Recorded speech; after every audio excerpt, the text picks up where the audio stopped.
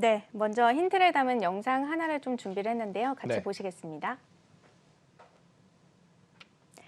네, 위에서 내려다본 모습입니다. 흰색 동그라미 여러 개가 열을 맞춰서 놓여 있죠. 좀 더 가까이서 보면 이런 모습이고요. 더 가까이 가볼까요? 이런 모습입니다. 저 흰색 물체가 오늘 첫 번째로 다룰 주제와 깊은 관련이 있는데요. 혹시 뭔지 좀 아시겠습니까? 글쎄요. 가만 보면 이제 김 기자가 일부러 뭔지 못 맞히게, 네. 못 알아맞히게 문제를 내는 게 아닌가 이런 생각이 드는데요. 그래요? 괜히 제 핑계를 좀 대시는 것 같은데. 네. 어쨌든 영상에 나오는 흰색 물체는요. 바로 원유를 저장하는 탱크입니다. 오늘 첫 번째 이슈는요. 바로 저 탱크 안에 들어있는 원유의 가격, 즉 유가에 대한 소식을 좀 들고 와봤습니다. 보통 원유에 대한 상징하면은 시추기를 많이 쓰는데 원유 탱크를 들고 왔다. 네. 확실히 못 맞히게 하려는 의도가 되게 분명해 보입니다. 요즘 뭐 국제유가 굉장히 빠르게 치솟고 있잖아요. 네, 그렇습니다. 다들 올랐다 하는데 도대체 얼마나 오른 거냐 하실 텐데요. 먼저 국제유가 추이를 나타내는 서부 텍사스산 원유 선물 가격 그래프를 좀 갖고 왔습니다. 전고점이 2018년 6월에 74.15달러였습니다. 그런데 네. 최근에 이 기록을 넘어섰고요. 오늘 그러니까 현지 시간으로 6일이었죠. 장중에는 76.98달러까지 올랐다가 차익 실현 압력에 73달러 선에서 거래를 마쳤습니다. 그렇군요. 그래프를 보니까 작년에는 유가가 굉장히 크게 빠졌던 적이 있었네요.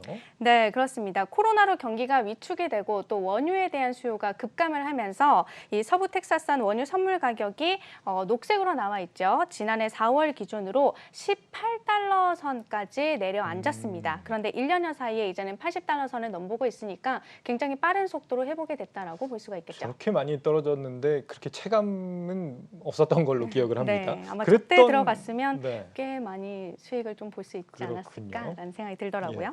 그랬던 유가가 이제 경기 회복과 맞물려서 상승하고 있다 이런 거죠? 네, 맞습니다. 말씀하신 것처럼 코로나로 억눌려 있던 이 경제 활동들이 보복 소비 형태로 이제 터져나가면서 인플레이션을 우려해야 할 정도로 현재 좀 경기가 회복된 모습인데요. 이에 따라서 원유에 대한 수요가 크게 늘었습니다. 그리고 또 여기에서 한 가지 더 석유 수출국 기구 오펙을 비롯한 산유국들의 원유 공급량 조절도 가격 상승에 영향을 미쳤습니다. 사우디아라비아를 주축으로 한 오펙, 그리고 러시아를 주축으로 한 기타 산유국 이렇게 합쳐서 오펙 플러스 협의체라고 하는데요. 오펙 플러스는 지난해 코로나로 수요가 급감하면서 유가가 폭락하자 하루에 약 1천만 배럴의 감산에 돌입한 바 있습니다. 참고로 1천만 배럴이다라고 하면 전 세계 이 원유 생산량의 10%에 해당할 정도로 굉장히 큰 규모입니다. 그러니까 코로나로 수요가 줄어들 줄 알고 원유 업체들이 생산량을 줄였는데 생각보다 빠르게 경기가 회복되면서 이제 수요가 빠르게 늘고 있다 그런 거죠. 네, 맞습니다. 그런데 최근에 치솟고 있는 거는 또 수요가 아니라 공급적인 요인이 또 있다고 하는데 그건 어떤 겁니까?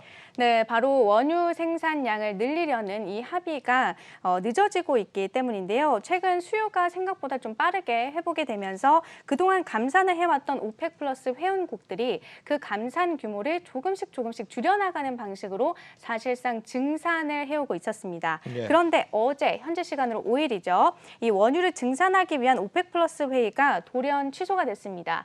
이번 회의에서는요, 이 감산폭을 종전보다 조금 더 줄여서 공급량을 실질적으로 늘리는 안이 올라와 있었는데 아쉽게도 합의에 이르지 못하게 된 겁니다.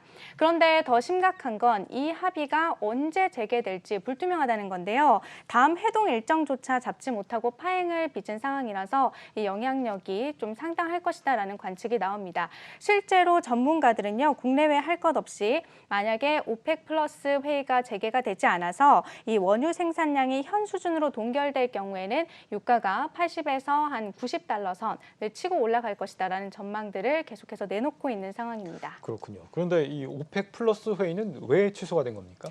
아랍에미리트가 여기에 대해서 반대 입장을 표명을 했기 때문입니다. 그러면 아랍에미리트는 이제 증산을 원하지 않는다 이런 건가요? 그거는 아니고요. 사실 원유 증산에 대해서는 이 오펙 플러스 협의체가 모두 이견을 보이지 않았습니다. 그러면 도대체 왜 합의에 이르지 못했던 거냐? 바로 이 아랍에미리트가 내건 조건 때문이었는데요. 이 아랍에미리트는 증산을 할 거면 우리가 원유를 더 생산할 수 있도록 할당량을 재산정하자라고 요구를 했습니다. 네. 그러니까 보니까 우리가 그동안 생산 능력이 꽤 많이 올라왔기 때문에 이런 부분을 감안을 해서 이 원유 생산량, 이 할당량을 다시 산정해달라라고 요구를 했던 건데요. 이 오펙 플러스 협의체에서 이 부분에 대한 합의가 제대로 이뤄지지 못하면서 회의가 취소가 됐던 겁니다. 산유국들끼리의 어떤 이해 다툼 때문에 늦어지고 있는 거다 이런 얘기인데 산유국들은 참 좋겠습니다. 이게 뭐 가격을 뭐 생산량을 늘려도 벌고 생산량이 줄어도 가격을 올려서 벌고 말이죠. 네. 한동안 이제 유가 상승이 더 심해질 수 있다 이런 얘기가 나오는데 유가는 사실 우리 생활에 어떤 직접적인 영향을 주는 그런 문제잖아요. 네. 맞습니다. 이 유가 오름세에 맞춰서 이 전국의 주유소 휘발유 가격도요, 2년 9개월 만에 1,600원을 돌파를 했습니다. 오늘 전국 평균 휘발유 가격은 리터당 1,616원대를 기록을 했는데요. 국내 기름값은 보통 2주 정도 시차를 두고 이 국제 유가를 반영을 하거든요. 예. 때문에 유가가 계속해서 상승세를 좀 이어간다면 리터당 2,000원을 넘어설 수 있다는 관측도 일각에서 나오고 있습니다. 그리고 산업별로는 좀 호재냐 악재냐가 조금 나뉘게 될 텐데요. 일단 정유업계는 과거에 상대적으로 싼 가격으로 원유를 구입을 해서 비축해둔 상태이기 때문에 유가가 오를수록 재고 평가이익이 늘어날 전망이고요. 특히 오펙 이슈가 단시일 내에 해결되기는 쉽지 않을 만큼 이 올해 연간으로도 정유업계 전반에 호재가 될 수 있다는 분석이 나오고 있습니다.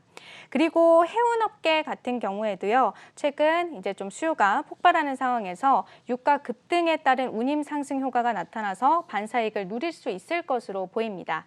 반면에 석유화학이나 항공업계 같은 경우에는 유가 상승분을 그대로 비용에 반영해야 하는 구조라서 부담이 커질 수 있다는 관측이 나오고 있습니다. 네, 국내 기름값에 2주간의 시차를 두고 이제 나타난다라고 한다면은 지금의 어떤 유가 상승은 앞으로 2주 뒤에 다가온다 이거네요. 네. 아직 다가오지 않았군요. 기름을 좀 미리 빨리 예, 넣으셔야겠습니다. 그래야 되겠다는 생각이 네. 듭니다. 이렇게 유가가 오르면 이제 차를 안 타면 그만 아니냐 이렇게 생각하실 수도 있는데 사실은 이제 저소득층 분들 같은 경우 혹은 뭐 자영업자분들은 이 생계 때문에 차를 운영하셔야 되는 분들이 많거든요. 그쵸, 네. 결과적으로 굉장히 좀 부담이 될 수밖에 없다 이런 생각이 듭니다. 이참에 뭐 국가적으로 좀 전기차 전환을 서두르는 게 어떤가 이런 생각도 듭니다.